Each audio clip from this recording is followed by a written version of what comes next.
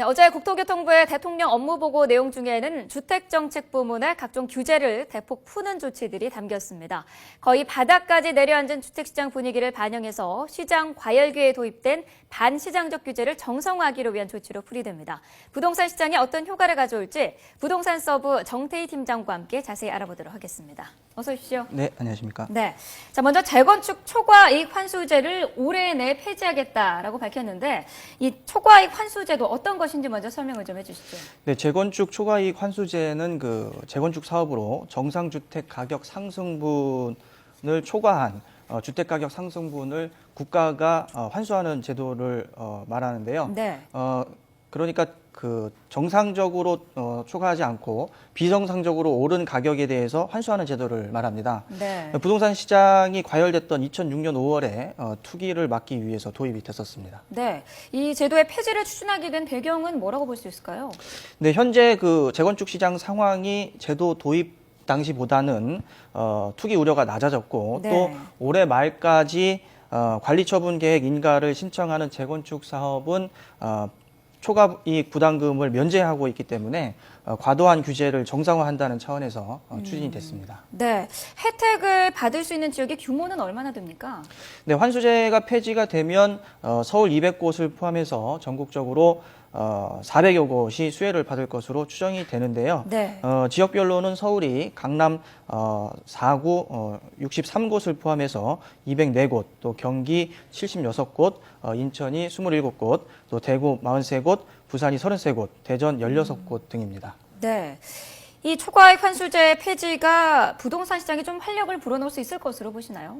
네, 환수가 폐지가 되면 장기적으로는 도움이 될 것으로 예상이 되지만 네. 당장 재건축 단지의 거래가 급증하는 등의 현상은 나타날 가능성이 낮아 보이고 네. 재건축 사업 의 장애물이 추가로 제거되는 것이기 때문에 네. 재건축 사업 추진 주체들의 심리적인 안정 효과가 더 클 것으로 예상이 됩니다. 네. 문제는 이제 법을 개정을 해야 되는데 야당이 반대를 하고 있습니다. 국회 통과 가능성이 있을까요? 네, 실제로 법이 통과가 돼야 효과를 볼 수가 있기 때문에 네. 법 통과 여부가 상당히 중요하다고 할 수가 있겠습니다. 이미 여러 차례 정부 대책 발표 이후에도 국회에서 법이 통과가 되지 못해 실기한 정책들이 많은 경험이 있는데요. 네. 따라서 정치권에서도 정치적인 관점보다는 부동산 시장을 정상화하겠다는 측면에서 접근하려고 하는 노력이 더욱더 필요할 것 같습니다. 네. 또 재건축 때 소형 주택을 의무적으로 지어야 하는 비율이 좀 완화가 됐다고요? 네, 현재 재건축 사업 시에 전체 세대수의 60% 이상을 전용 면적 85제곱미터 이하 주택으로 지으면 되지만 네. 서울과 경기 등 과밀 억제 권역은 조례를 통해서 60제곱미터 이하 소형 주택을 별도로 규정할 수 있도록 하고 있습니다. 네. 그러나 최근 시장 수요가 소형 주택에 몰리면서 자발적으로 소형 주택이 공급되고 있고 또 조합의 선택을 제한하는 획일적 규제인 것을 감안해서 조례로 별도로 규정할 수 있도록 한 규정을 없애기로 했습니다. 네. 또 수도권의 민간 택지 내 주택의 전매 금지 행위가 1년간으로 묶여 있었는데 이게 6개월로 줄어든다고요? 네, 그렇습니다.